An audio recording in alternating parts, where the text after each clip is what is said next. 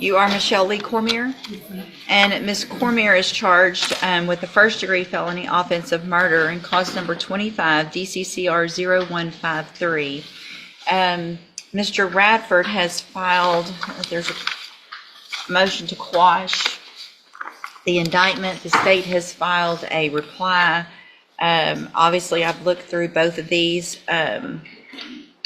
I guess I'm confused, Mr. Radford, when you say it doesn't allege the requisite mens rea for murder?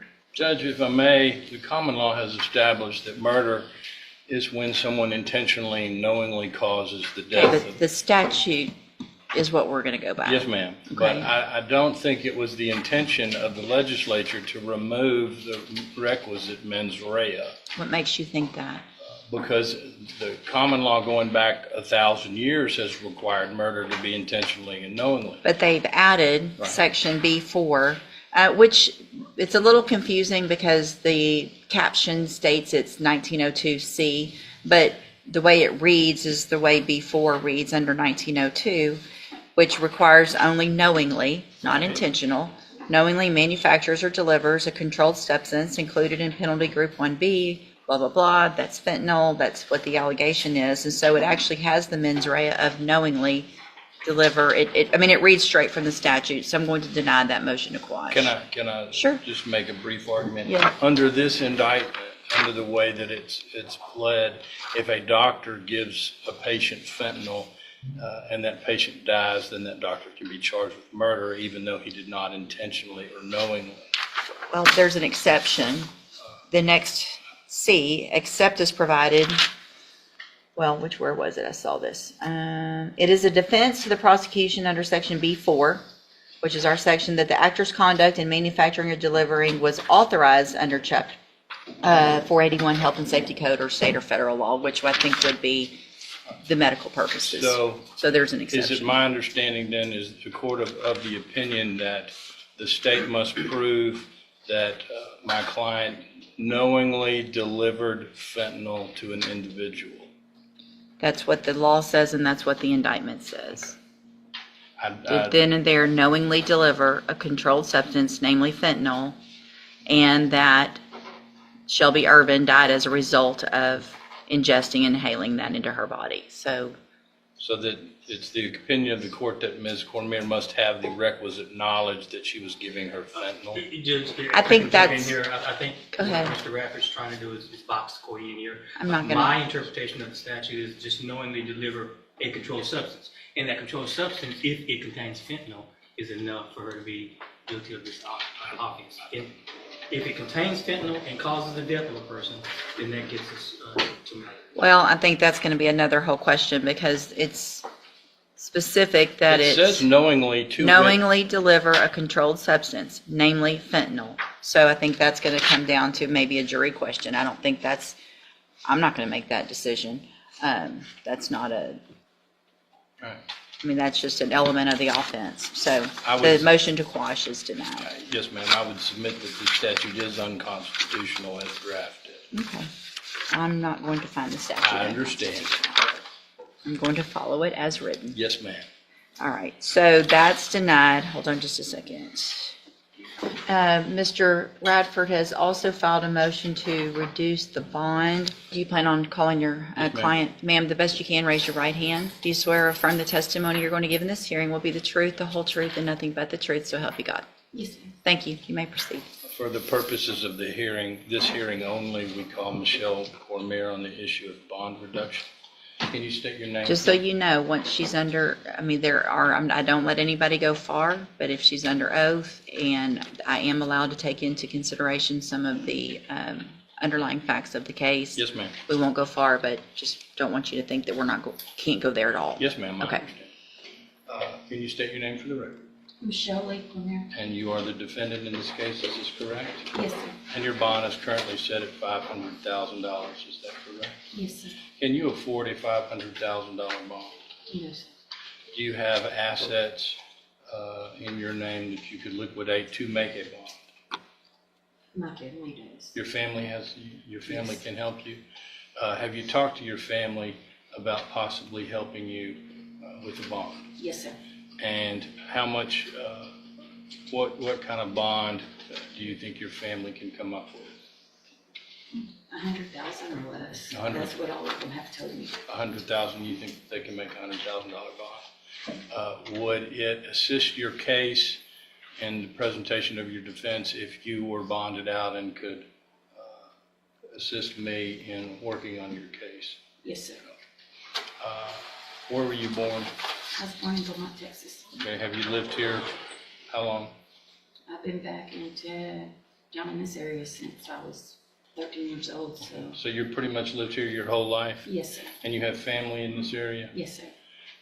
Jasper area, my aunt here in Beaumont. Where would you live if you made bond?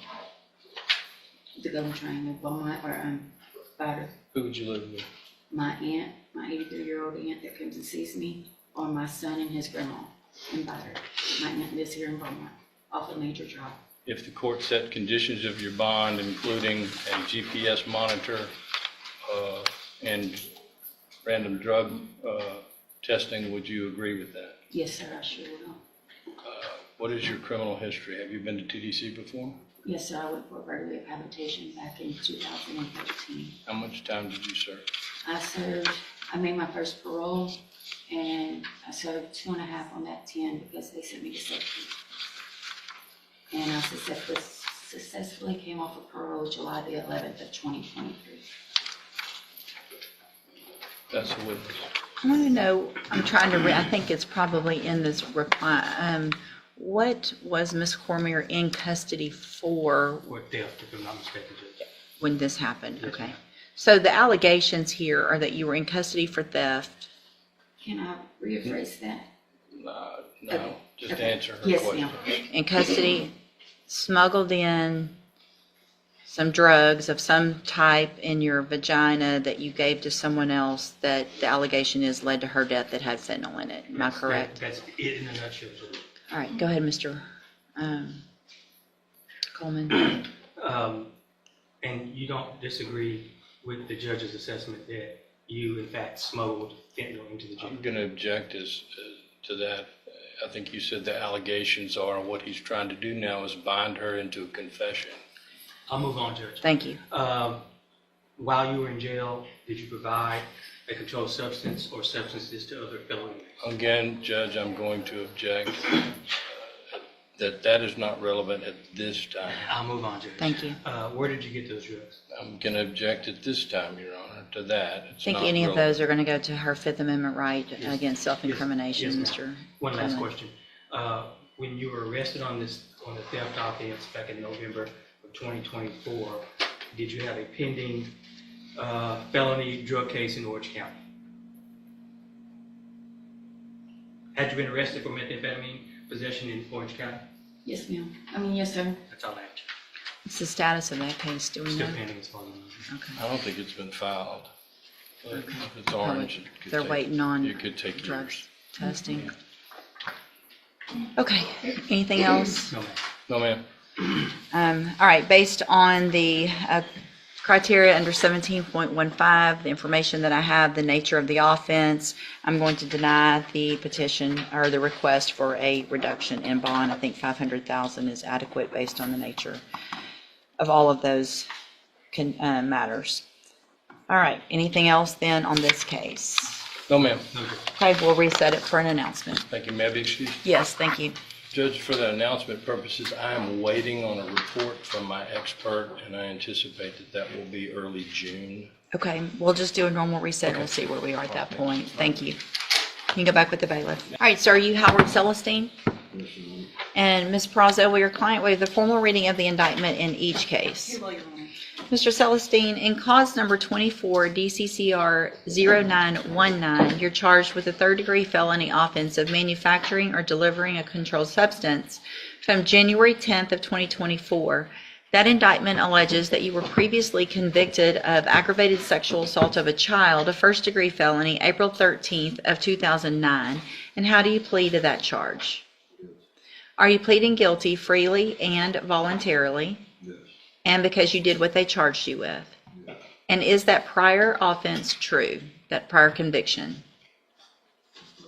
The one that I read out, the aggravated sexual assault of a child, is that true, that that is a prior conviction of yours? Yes. Okay. And cause number 24, DCCR 1549, it says count one only, but then it says a 20-year term, so it has to be count one and That's two. right, that was my intent. If it's That's 20, correct. count one and two. Yes. Okay. Oh, There's only one prior. right. So that's what makes that third degree turn into a The second. second degree. Oh, okay. Sorry. So pleading on count one would only be to the underlying offense. Right. Okay, so in 24 DCCR 1549, you're charged with a second degree felony offense of aggravated assault with a deadly weapon from June 24th of 2024. The indictment alleges that same prior conviction from April 13th of 2009. And how do you plead to that charge? Again, are you pleading guilty freely and voluntarily? And again, is that prior conviction true? And did you enter your plea of guilty in this case freely and voluntarily? Yes, Judge. And because you actually did what they've charged you with? Yes. So in cause number 24 DCCR 1550, you're charged with a first degree felony offense of murder from June 24th of 2024, and the state's elected to proceed on that count only. And how do you plead to that charge? Yes. Again, are you pleading guilty freely and voluntarily? Freely. And because you did what they charged you with? Yes. In cause number 24 DCCR 1551, you're charged in that case with the state jail felony offense of abandoning or endangering a child from June 24th of 2024. And how do you plead to that charge? Yes. Again, are you pleading guilty freely and voluntarily? Freely. And because you did what they've charged you with? In each of these cases, I have here on the computer some documents that have your signature on them that the state has marked as exhibit number 1. Before you signed these, did you go over them with Ms. Perazzo? Yes. Do you fully understand them? Yes. And do you understand if I follow the agreements that you've reached with the district attorney, you'll be waiving or giving up any right to appeal? Yes. Do you also understand if you're not a U.S. citizen that a plea of guilty or no contest may result in your deportation, exclusion from admission to the country, or denial of naturalization under federal law? Yes. State tenders number 1 in each case. No objection. It's admitted in each case. Is there any evidence that Mr. Celestine is not competent? No, Your Honor. All right, sir, in each of your cases, I'm going to find that you entered your pleas of guilty and true in the cases that you did freely and voluntarily. Find that you're mentally competent and you understand the nature and the consequences of your pleas in each case. In cause number 24 DCCR 0919, find sufficient evidence to find you guilty, and at this time find you guilty of manufacturing or delivering a controlled substance. Find that prior conviction true. Sentence you in accordance with your agreement to a term of 20 years in the Institutional Division of the Texas Department of Corrections. You will receive credit on that sentence for any time that you've been in custody that the law gives you the right to receive. In cause number 24 DCCR 1549, also find that you entered your plea of guilty freely and voluntarily. Find sufficient evidence to find you guilty, and at this time find you guilty of aggravated assault with a deadly weapon. Find that prior conviction true. Sentence you in accordance with your agreement to a term of 50 years in the Institutional Division of the Texas Department of Corrections. You will also receive credit on that sentence for any time that you've been in custody that the law gives you the right to receive. In cause number 24 DCCR 1550, find sufficient evidence to find you guilty, and at this time, or find that you entered your plea freely and voluntarily. Find sufficient evidence to find you guilty, and at this time find you guilty of the offense of murder. Sentence you in accordance with your agreement to a term of 50 years in the Institutional Division of the Texas Department of Corrections. You will receive credit on that sentence for any time that you've been in custody that the law gives you the right to receive. And then finally, in cause number 24 DCCR 1551, find sufficient evidence to find you guilty, and at this time find you guilty of the state jail felony offense of abandoning or endangering a child. Sentence you in accordance with your agreement to a term of 2 years in the state jail prison.